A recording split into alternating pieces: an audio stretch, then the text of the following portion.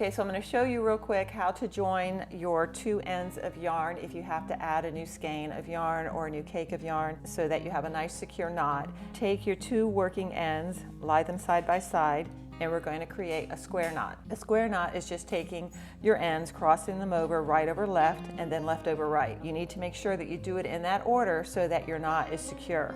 So you're going to take your right yarn, cross it over your left, and bring it down and through. And then you're going to take your left, cross it over your right, and around and through. Now you're going to pull tightly on your ends. And that's it.